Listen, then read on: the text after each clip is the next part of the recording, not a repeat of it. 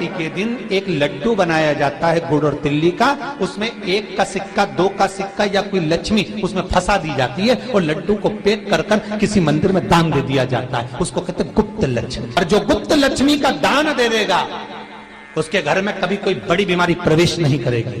Cancer जैसा रोग, kidney और लीवर का रोग नहीं हो सकता। आज भी श्री शिवाय नमस्तुभ्यम, हर हर महादेव।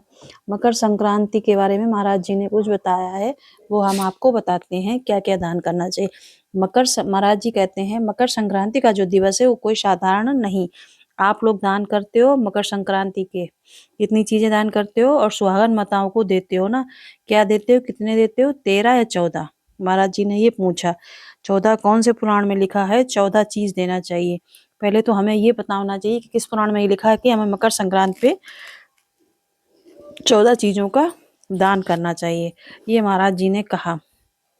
फिर महाराज जी ने बताया कि 14 चीजें दान देना है, किस पुराण में लिखा है। कोई तुमसे पूछ सकता है तो महाराज जी ने बताया अग्नि पुराण में वर्णन है। कौन से पुराण में लिखा है? अग्नि पुराण में लिखा है।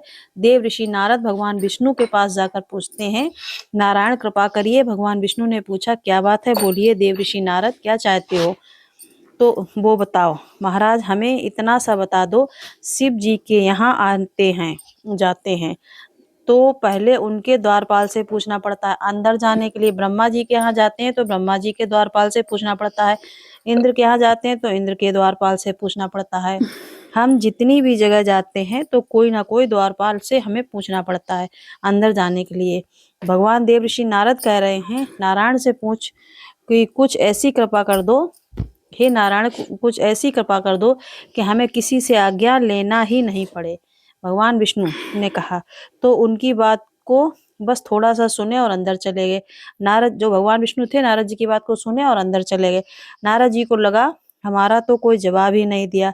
नारद जी वहीं पर टिक गए, खड़े हो रहे, नाम जाप करते रहे। विष्णु वापस आए और देव ऋषि नारद से कहा एक काम करो, जब सूर्य मकर में प्रवेश करते हुए उत्तरायण की ओर जावे, उस घड़ी उस पल में देव ऋषि नारद तुम 14 बार भगवान के नाम का, शिव नाम का दान दे दीजिए। भगवान नारायण के नाम का, राम के नाम का, कृष्ण के नाम का दान दीजिए। अब देखो यहाँ पर ये नहीं लिखा है कि आप प्लास्टिक या कुछ ऐसा दान करो। महाराज जी ने बताया भगवान नाम का दान करो। अग्नि पुराण में यह नहीं लिखा कि तुम प्लास्टिक की चाय छन्नी या वैसी कोई भी चीज आप दान करो। क्या लिखा है अग्नि पुराण में कि मकर संक्रांति के दिन जब सूर्य उत्तरायण भाव में प्रवेश करे, मकर में जावे, उस समय पर देव ऋषि नारद तुम्हारे मुख से अगर 14 बार भगवान के नाम का दान 14 जीवों को दे आओगे तो किसी भी देवता के पास जाओगे, तुम्हें परमिशन की जरूरत नहीं पड़ेगी, तुम डायरेक्ट प्रवेश कर पाओगे डायरेक्ट। अब तुमको अगर बैकुंठ में डायरेक्ट प्रवेश करना हो तो बिना पूछे तो उसके लिए कहा मकर संक्रांति पर दान दो। तो किस चीज का दान देना है? प्लास्टिक का नहीं देना है। किस चीज का? नाम का, भगवान के नाम का।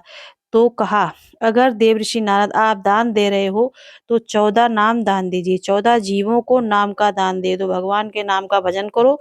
और अगर संसार के लोग दान दे तो किस चीज का?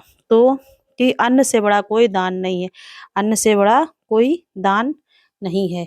तो महाराज जी ने कहा है कि आप जो है वो अन्न का दान कीजिए, ऐसा महाराज जी ने बताया है। मकर संक्रांति के दिन आप तिल के लड्डू 14 दान कीजिए या फिर और भी कोई खाने पीने वाली चीज जो है वो आप दान कर सकते हैं। श्री शिवाय नमस्तुभ्यम, हर हर महादेव।